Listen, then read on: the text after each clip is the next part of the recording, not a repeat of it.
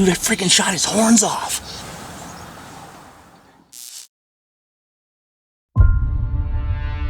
It's late muzzleloader season in Iowa. I'm trying to figure out what are the food sources looking like. What should I go and sit on this afternoon? And I'm remembering one of my properties has a great big alfalfa field on it. I thought, well, if I could race out there in the truck and check and figure out, is that alfalfa field open? Are the deer using it at all? Ran out there, pulled into this field, and I see, oh my gosh, you know, the southern exposure of this field, about maybe an acre or an acre and a half, has melted off, and this alfalfa is exposed and green, and there's just deer tracks everywhere. So I'm like, all right, we got a plan. We're gonna hunt that alfalfa field this afternoon and see if we can catch a late season buck coming in for food.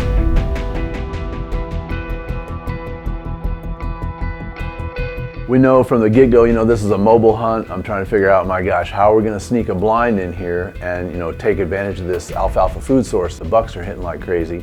And it's a really, really tough spot because the field falls away really steep on all sides. There's just no place to put a blind and be able to have a view of all this alfalfa and the deer that are gonna come into it. Except one spot, there's a little bit of a spine ridge that heads out of this field and it's flat right there. It's literally the only spot I can set up. The problem is it's right next to the gate where a lot of the deer kind of move back and forth, and it kind of funnels deer activity in front of it. And we're gonna be set up in the blind within probably 6 or 7 yards of that gate. We'll be on the downwind side, which is good. We had a south wind that day. We're gonna be really, really close to this gate, and I thought we're gonna have to see how this works, if these deer will tolerate it.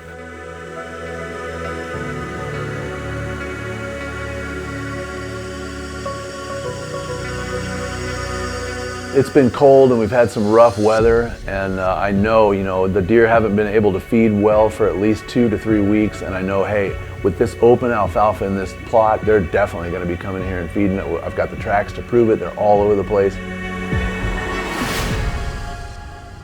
It's not too long, and next thing you know, here comes some does up out of the timber, easing up out of the timber.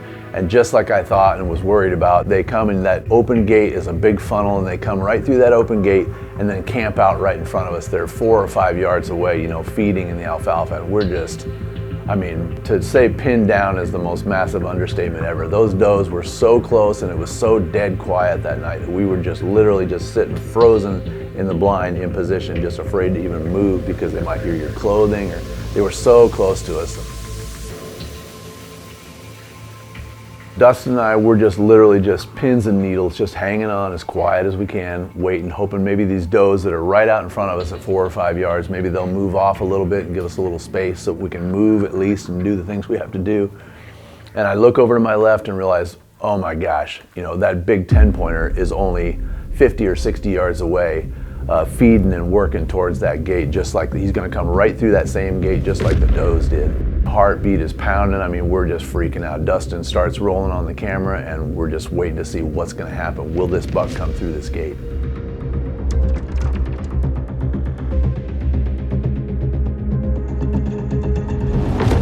I'm looking at this big 10-pointer, trying to understand, you know, what is he? Is it a buck that I'm willing to harvest? And you know, to me, right away, he's a 5-year-old buck, super tall, really, really long G2s, G3s, G4s, just a beautiful buck. I realized immediately, yeah, it's a buck I'm willing to shoot. He's beautiful. I think he's 5 years old. I'm looking a little bit at double drop time behind him, and that buck to me looks immediately younger. I think he's a 4-year-old, definitely is gonna get bigger in years to come. So, you know, I've made my decision. I'm gonna try and harvest this big 10-pointer if he'll come through this gate and give me a shot. That 10-pointer fed for a minute. He's lifted his head now and he started walking towards us. He's gonna come through this gap in the gate and join these does that are in the field right in front of us. And so I know now it's on. It's gonna happen right now. He's gonna come right through that gate and give me a shot at maybe 5 or 6 yards.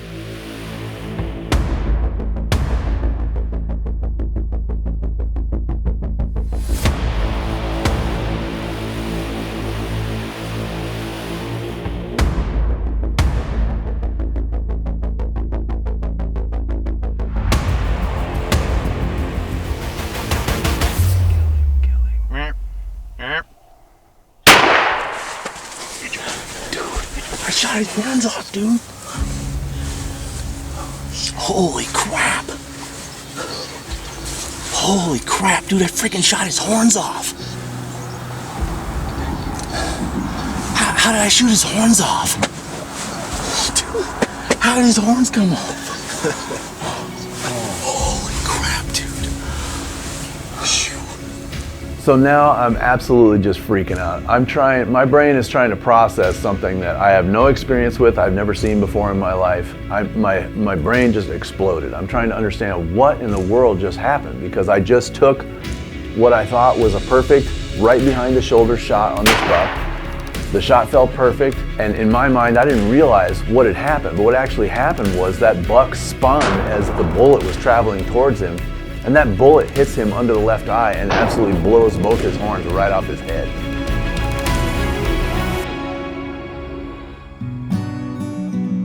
Dude, both his horns are completely gone.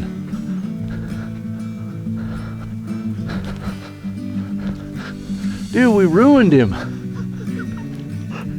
He's completely ruined. Holy cow. Holy cow, what a giant.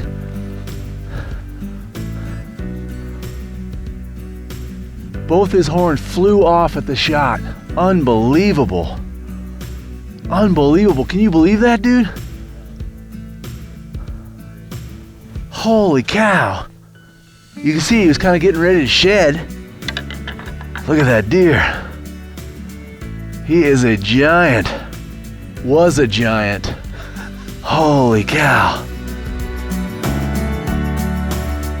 I mean, so as we realize, that we captured this event happening, both Dustin and I know, this is why we hunt day after day and carry the heavy camera gear and everything else, because we just captured something that people are going to get to enjoy for years to come. I mean, this is an unbelievable event, and Dustin just captured it on video. We're just nothing but just pumped. Well, some of the keys to this hunt for me, looking back on it, taking the time during late season to really look around and find some active sign in the snow, find a food source that the deer are actually using and try and hunt it in late season scouting, I think can really be helpful.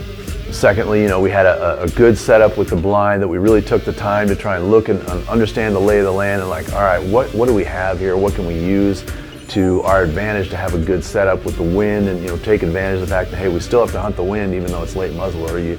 If you give your deer the wind, you're never going to see them and they're not going to come to the food source. Those were really the keys to this hunt, trying to make a good, decisive move late season.